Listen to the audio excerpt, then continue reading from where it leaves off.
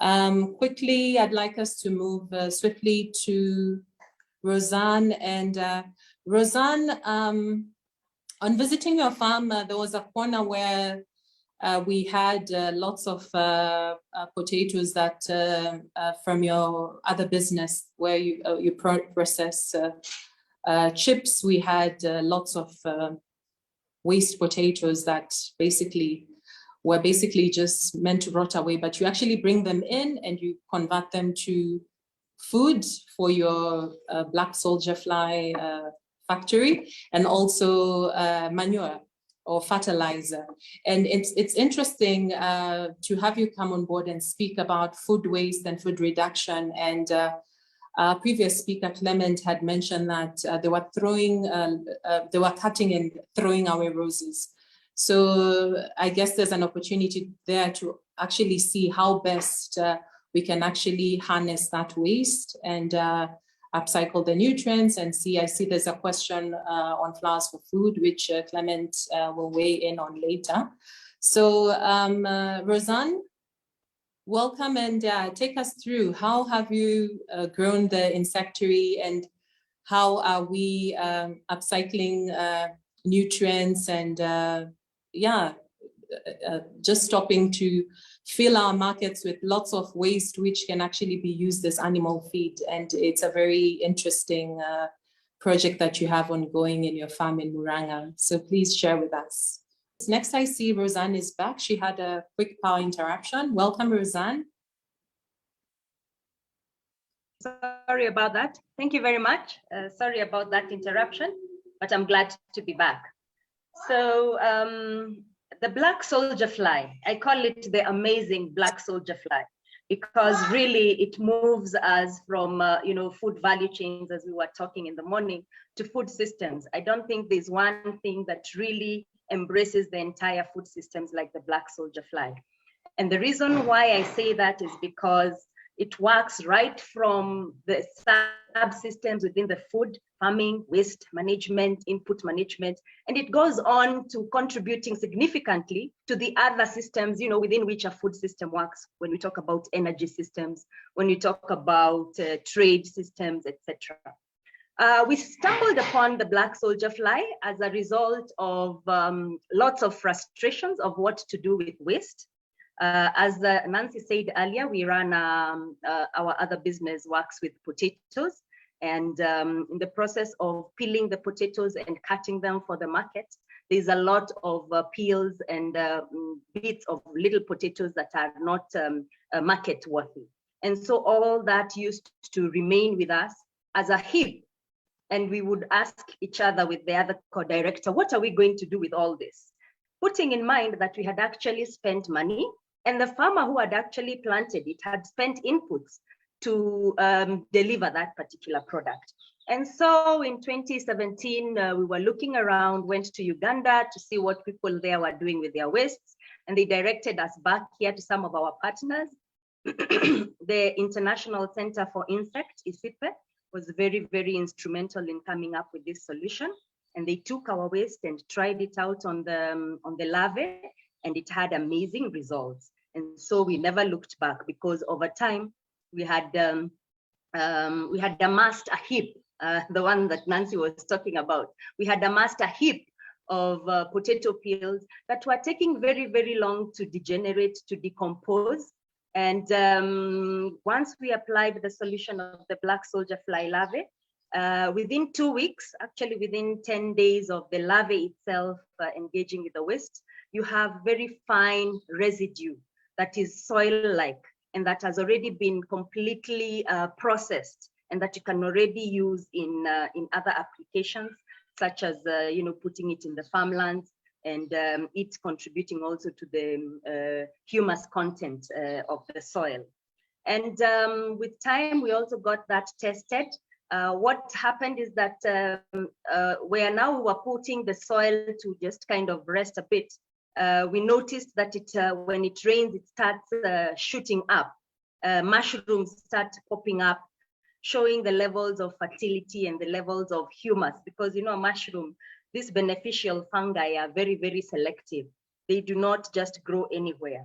they only grow in forests, etc. So that was really amazing. And so that spurred us to go and have it tested. It had very good nutrients in terms of the nitrogen levels, the carbon levels, etc. And so it was a very good soil amendment. Now, for the black soldier fly, there is all this talk about insects for feed. Actually, it's talk about insect for food and feed. We focus on insect for feed because the monogastric animals, we have chicken and the pigs on the farm, and they were doing very well with the black soldier fly. And so we looked at how we can, get this technology on to other people as well. And so the location where the farm is located, we had a group of about 5 women who were coming to work for the insectary. And with time, they also learned what to do. And they would take their small units back in their shambas. Any of the crops that they felt was not really good, and they would give it to the black soldier fly larvae. And their chicken would thrive within a very short period, up to about 14 weeks for what we call kienyeji chicken, the local chicken that run around. And you could get a bird that has got very good protein and that weighs about market weight, 1.5 kilos, 1.3 to 1.5 kilos of meat when the chicken has been cold dressed. The pigs were also thriving a lot. My initial motivation to get into the insects was that from potatoes, from starch, I could get protein. And definitely that is upcycling, because protein is one of those things that we look for, and that comes about very, very, at a very, very steep price. With the black soldier fly, the pigs were doing very well and fed with the black soldier fly rich diet from an early age. We could manage to get the pigs to market within the recommended time of 6 months, something that generally is usually not very easy, because when we looked into it more, it had something to do with the protein content.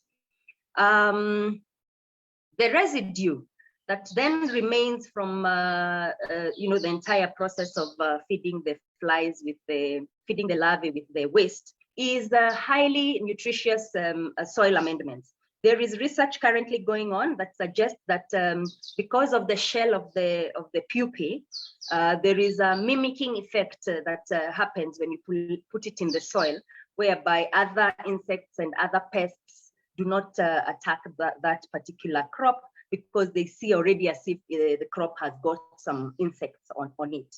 It's not yet conclusive, but yes, it is on the market. And the results are good. This is not to overlook the fact that just on its own, with its richness, when you use it as humus, when you use it as organic fertilizer, you get very good vegetables, you get very good maize, and you use it as a fertilizer, an organic fertilizer. And so with the black soldier fly, I think for sure we look at one aspect of circularity that really comes and bridges everything together, because it can work with, during the COVID pandemic, there was lots and lots of waste products that were in the farms, potatoes that were not getting to market, cabbages, carrots that farmers were just throwing. And so we took some of those other foods that were being lost, and we mixed them and we put them in for the larvae to consume, with very varying results.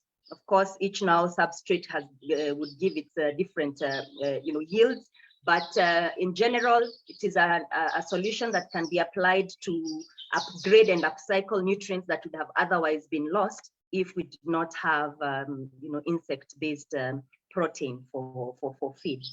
The other thing that I want to say is that given the fact that it is easy to learn the cycle, it pulls a lot of people out of the cycle of poverty, and it also grants a lot of people healthy food. Because when you have many chickens that are healthy and you can sell some, and as a family you can also eat some, then the twin angles of both nutritional security as well as social economic security are catered for. And I would invite you to come and visit the farm. It's not far from Nairobi, for those of you who are in Kenya. And there's also the content on the internet, on YouTube. For more information, you can look there. But yeah, thank you. I think I'll stop there. I see the time has kind of moved. Over to you back, Nancy. Thank you very much, Rosanne. And yes, I'd like to echo that. If you have time, please visit Rosanne's farm. It's very inspiring, and you'll be able to see a practical demonstration of all the things that you're talking about, regenerative agriculture, and how we can actually ensure that we can be food secure and get a lot of food from a not a very small parcel of land, Rosanne, but enough to feed yourself, enough to make a business out of it, enough to feed your family. So thank you very much, Rosanne, for that insightful presentation.